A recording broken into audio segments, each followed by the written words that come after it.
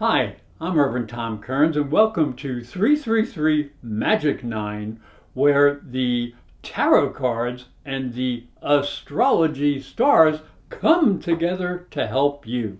September's an exciting month. We go back to work, back to school, back to our routines, and here's the energy that will be affecting you.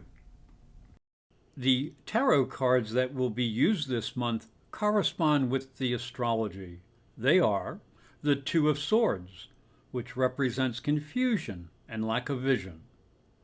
The Five of Cups, which represents loss and depression.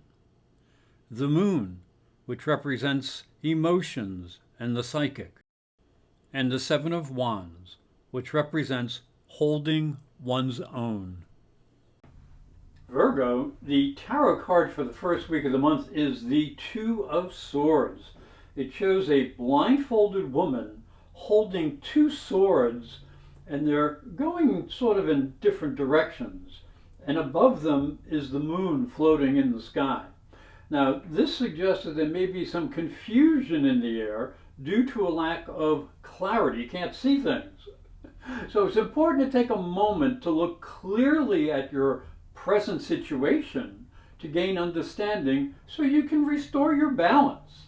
Now, as we look down into the astrology for the first week of the month, it begins with Mars in your sign and in your first house of personality, but it is in opposition to Neptune in Pisces in your seventh house of relationships. So you need to think carefully about relationships and partners. There is confusion in the air. So do not take your partner's needs for granted. Now, you'll be helped by this a little bit because there is a trine from Mercury in your second house of money and resources to Saturn in your sixth house of daily routine and work. So this can help you out. It can help clarify your responsibilities so you know what is exactly expected from you. Now, the week will end as Venus in the second house of money and resources is squared to Pluto in the fifth house of pleasure. So don't let money become a difficult situation between you and romantic partners or people that you are close to. As we go into the second week of the month, the tarot card is the Five of Cups. Now, this shows a despondent man who is not seeing the future. Look, you can see all these cups are down on the ground. He can't even see the two good cups back here. So there may be something troubling you very deep inside on an emotional level. You may be feeling a loss or some type of personal disappointment. This may be a good time to let go of the past and look in a new direction because look, there's a bridge and there is a castle out here in the future. So this is leading to the future.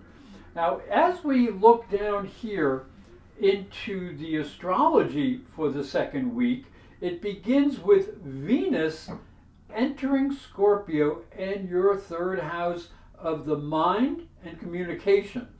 So this is going to ask you to focus on your communications. You can be highly intuitive, but you may be running into people who have different values and different ideas than you do, and you have to be aware of that. And that's going to be very important because there's going to be a big T-square formed. As you can see, the moon is moving down here, and the moon will be squared Neptune and also squared the sun.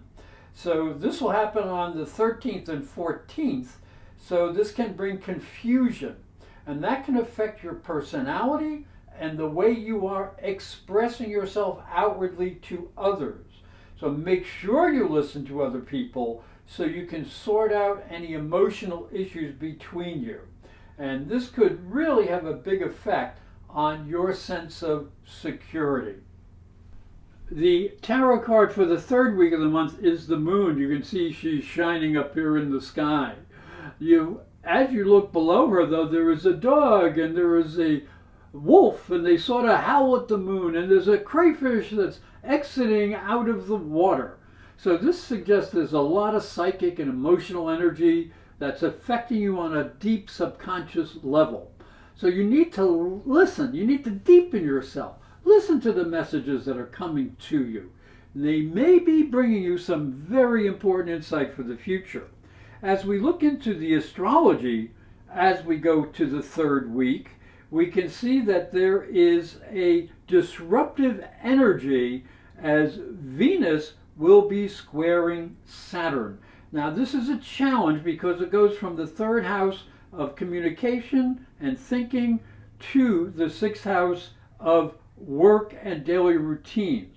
So you must be careful with intimate information because Venus is in Scorpio and work situations. So don't tell anybody your secrets because people may be harsh and demanding instead of understanding and cooperative. Now there, you can see the moon is moving up here and she will be in opposition to the sun, creating the full moon on the 20th. And this will be up in your 7th house here, close to Neptune. And you need to recharge your emotional connections. You need to listen closely to your partners. You might not have to agree with them, but you got to listen to them. And that's particularly true because there is a Mercury-Pluto Square that's going to happen on the 22nd. So Mercury will be squaring Pluto, and this is in your house of pleasure and romance. So this may bring some information to you that can help you when dealing with financial or romantic situations. So keep your awareness open and listen closely. The tarot card for the last week of the month is the Seven of Wands. And this card shows a man holding his own against opposing forces because he has taken the high ground. And look at all this energy around him. Woo! Lots of energy.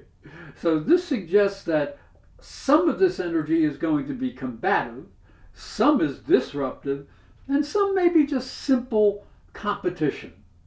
So you can hold your own, as he is, against the forces around you, but you should try to maintain your high ground, your sense of truth and justice and honesty and all those wonderful values.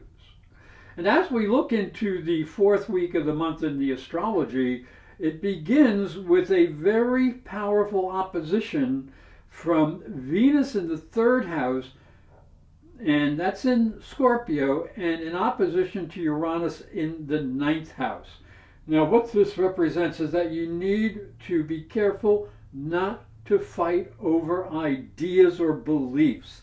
You may not understand where new people are coming from, and they might not understand you. So listen carefully, and maybe you'll learn how you differ, and that might help and maybe form more cooperation.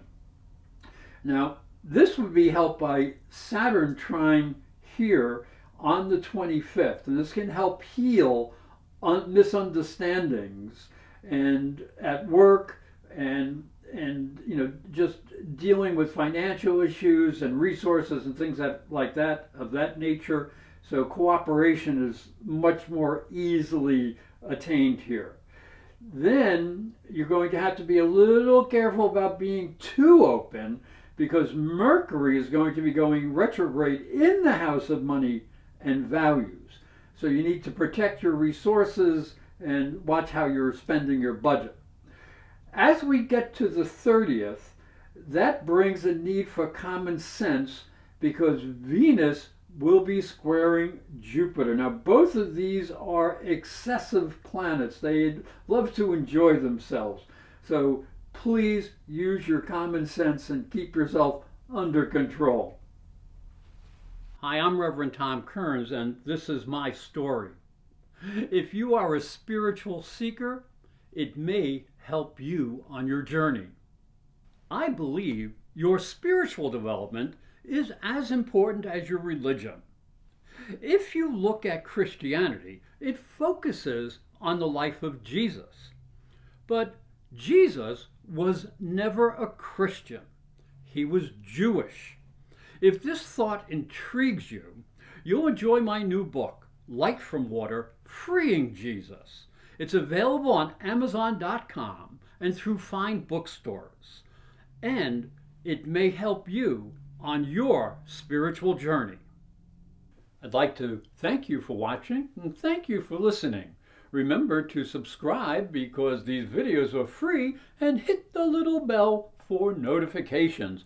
And for a special offer, visit my website, internetpsychicreadings.com. I hope you will like this video and also press the little bell for notifications when my new videos come out.